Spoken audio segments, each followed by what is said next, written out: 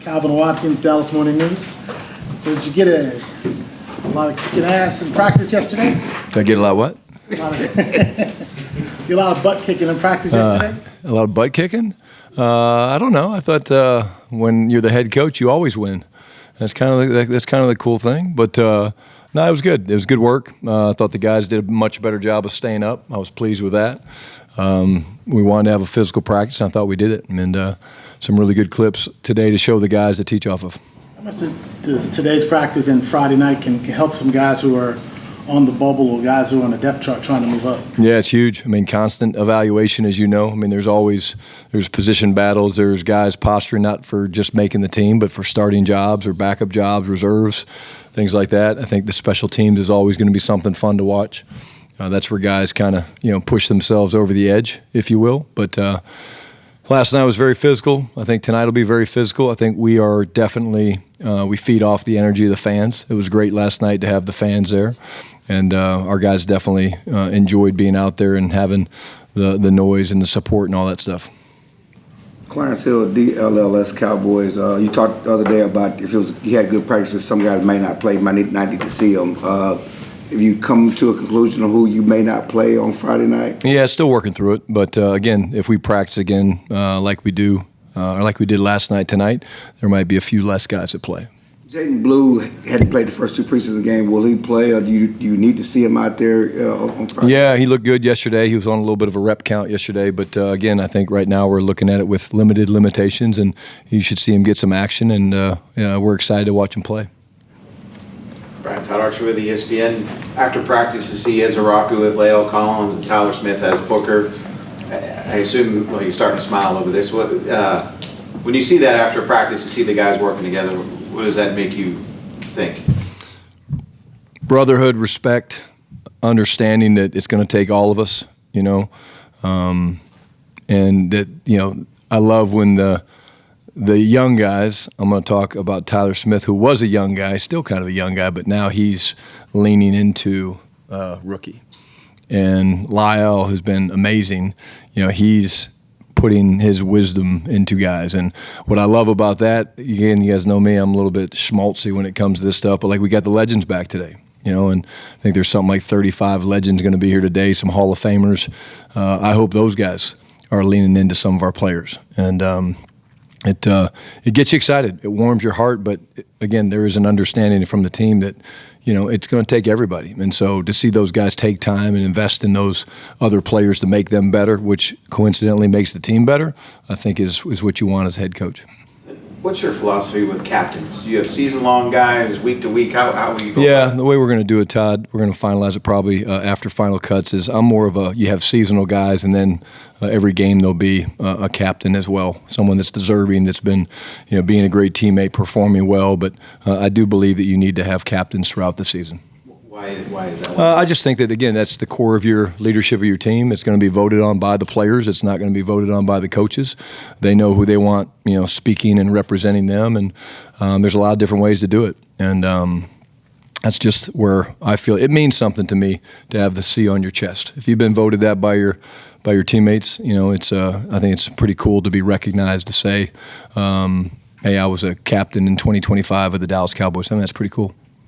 John Schottenheimer with The Athletic. If a younger player came up to you and asked you, Coach, what do I need to do in a preseason game? What are you looking for in the preseason games for me to have a chance to make this team? What would you tell them? Well, it depends on the position, John. I mean, very, very different. The big thing you hear me say all the time is consistency. Can you take the things that we're doing in the meeting room to the practice field, and then from the practice field to the game field? I think that's really, really important. The other thing I would say, and they all attempt to do it, and you guys have been talking about cut downs for about 4 weeks, so I don't think you guys help. But don't read the numbers, man. Why would you read the numbers? This is a physical game, and don't get caught up in that. Well, hey, they might only keep 5 or 6 receivers, and I'm the 7th guy right now. Why would you do that? We haven't made any decisions yet. We haven't named any starters, and so just go play. Go play the game that you love to play, and if you play well and you do things consistently and you make plays and you show up on film, I think that you've done everything you can do to make this football team. Nick. Nick Harris, 4-Star Telegram. Any injury updates on your two tight ends, Brevin Spann-Ford, and we saw Schoonmaker come off yesterday? Yeah, Brev's doing better. Again, no timetable for his return. He's doing great, working his butt off. And Scooney got dinged a little bit, got a little concussion. I don't think it's anything significant, but he's in the protocol. Back in 2023, Mike McCarthy had mentioned that Hunter Lipke's last preseason game put him on the roster. Is there any other guys you can think of during your time here who have done that?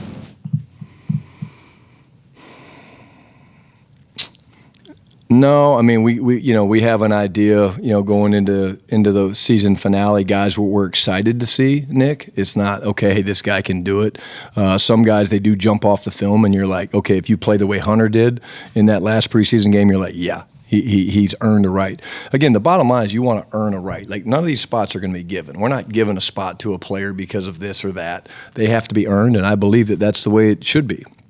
And if you're going to follow your mantra and the central theme of your program, which is compete every day, then, again, it's not going to be just one preseason game. Hunter Lepke at the time was doing very, very well. I'm sure in that last game, I don't remember being quite honest with you, I don't remember what he did, but he was trending that way, to say the least, and it certainly obviously put him over the edge.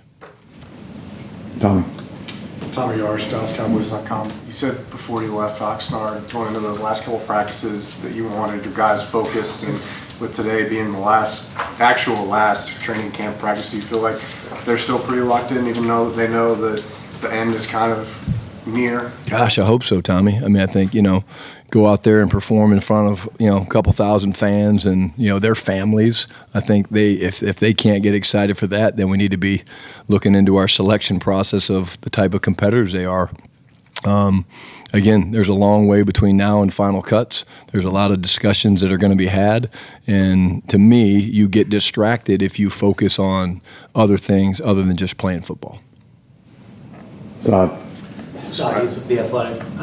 Brian, back in your Seattle days, you talked about the rule of 53. I'm curious, with the rush attempts and pass completions, do you still hold firm to that philosophy, or how has it evolved over time, if it has at all?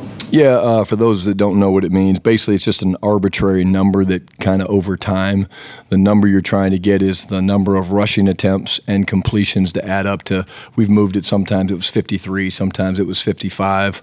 I just think that, again, sometimes you're going to go into a game and you're going to have to throw it more than you wanted to because the run defense is either really good or they're committed to taking away the run. But usually when you come out of a game and you've hit that sweet number somewhere in that 55 range, I'll say, it usually means that you're having a balanced attack and you're moving the football, you're scoring points, you're probably owning the time of possession. And when you come under that, it usually is not good. It's one of the top determining factors of winning and losing offensively after turnovers. So, yeah, I do.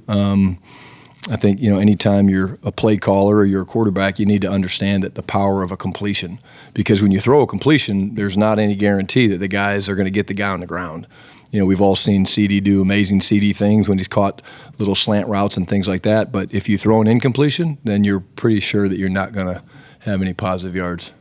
Does that number change week to week for you, or over the course? Not really. I mean, we kind of keep it the same for whatever the year is, how we're looking at it. I know with Sanchez, the number was a little bit higher. And again, as Mark got older, we balanced it out a little bit more. Later in his rookie season, we even, going into the playoffs, we were a ground and pound. Rex's term, we were a ground and pound team early on, and then in the playoffs, he played great, and he learned. That if I throw completions, I get to stay out here, and it's kind of fun being out here, and I like playing quarterback when we play like this. So, not really. The number usually it's over time. It's a pretty historical number, and I'm sure we're not the only team that does it. John with WFA. Brian, on Monday night, Troy Aikman said on the broadcast that the Cowboys, that Micah Parsons has leverage in this dispute because the Cowboys can't win without him. I won't ask you to agree or disagree with that, but to what degree does that statement have some truth? Well, to me, this is a team game. I'm not going to sit here and say that any player is more important than any other player. I just started out the press conference saying that it's going to take all 53 guys, and that's why Tyler Smith's spending time with Tyler Booker. And Again, everybody has their thoughts and opinions and on the Micah situation, but to me, what's going to make us special and what's going to allow us to win a Super Bowl would be when we're all performing. And we all get that it takes 53 plus in this league because you have elevations and things that you can do on game day with your practice squad guys and stuff like that. But again, I think that the ultimate team game, that's the way I've always looked at it, and I don't see this situation any different. Frustrated by having to answer questions about Micah over the past, it's been like 5-6 months, and that this has been ongoing and still? No, honestly. I mean, I know you guys have to ask the questions, and I respect that and understand that.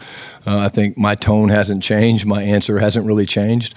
I'm focused on the field. I'm focused on the guys that are working, and the business side of it's going to take care of itself. And but no, I mean, I could answer those questions all day long. Does it make it harder to, scheme a game plan, though, as a head coach without one of your top players? No, because I think at the end of the day, we feel like Mike is going to be out there when we can line up against Philadelphia here in 15 days or whatever it is. And, so no, the answer is, yeah, I feel good about that, yeah.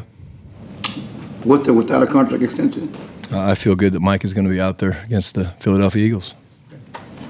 Garrett. Garrett Podell, CBS Sports. Brian, first year in the head coach's chair, so now you've got game management. What are your thoughts on the new overtime rules and that, kind of like the postseason, both teams are going to get a possession no matter what? Yeah, I think it's going to be different. I think it's balanced the playing field. It makes it where you actually have a decision. I think you have to be mindful of, number one, you'll go in with a plan. We'll go in with a plan of what our plan would be if it goes into overtime, whether, if you win the toss, what do you want to do, take the ball or defer? I think it's going to be something that you're also watching during the course of the game. How's your defense playing? How you doing offensively? I do think, I'm big into believing about momentum and things like that. So let's just say, Garrett, that we go down the field and we score a touchdown to tie the game. If you win the coin toss, maybe you do take the ball. But there's an advantage when you get to have the last look and you're now in 4-down territory and things like that. So it will be a weekly thing based on the opponent, where we're playing, what the conditions are, all that. But it's definitely good for football. Go ahead. Kathleen Ortiz with the Dallas Morning News. I was going to ask about Andrew Booth and how he's looking and how he's progressed over this preseason. Yeah, had a great game last game. Played really, really well. I think when you watch him early on in the game, he was playing, given pretty good cushion. And then he was kind of getting his feel for things, but the interception was incredible. He's a guy that was playing great in the beginning of training camp. He got nicked up a little bit and missed some time, and so I think it took him a couple of days to get back. But I think you saw the guy that we think we're getting, and that's a very, very talented, second-round pick that, getting a chance to come here. He's done everything we've asked him to do, and working with David Overstreet and Andre Curtis has been great for him.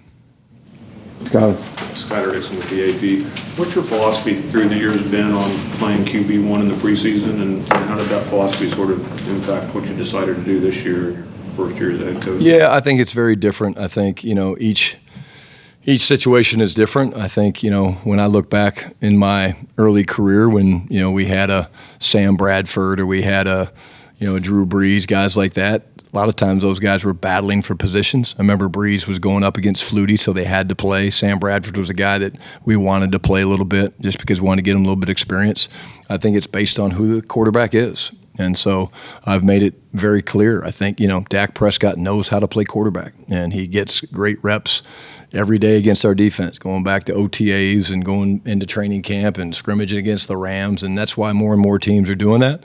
And I think at the end of the day, the philosophy is that Dak knows how to play quarterback. The most important thing for us is the timing and the rhythm and things that we're trying to do with our passing game, which you can get that done in practice without playing. And the bigger thing I'd say is when you play your quarterback, it affects everybody. Like if you play your quarterback, you're playing everybody because you're going to play your left tackle, you're going to play your left guard, you're going to play your starting receivers. So it impacts a lot of people. And again, I shared with you guys the story about LaDainian Tomlinson a couple weeks ago. He was going to play, but he was going to run a swing route towards the boundary, and he was just going to keep on going. So to me, that's one way to do it that my dad did, but we look at it a little different. Okay. One more question on the Micah situation. Since you feel good about him playing, when do you need him on the practice field? Is there like a deadline when he needs to be back practicing with the team to manifest that feeling good about playing? Yeah, again, Mike is another guy. Again, he takes great care of his body. Again, you'd like it sooner rather than later, but Mike is going to be prepared. Again, I go back to the thing with, each situation is different. And Micah knows his body as well as anybody. And the best thing of him being here, which you certainly know, Clarence, is that he has been able to do some of the walkthroughs. He has been able to be in the meetings. He understands some of the calls and the different packages and stuff that we're gonna use, and that's a huge advantage. And then obviously the physical side of it, usually the players are the experts with where their bodies are. Just not doing the football things, run up and down the field with his teammates. That lends itself to soft tissue injuries when you haven't done that. And so are you comfortable that he's doing enough outside of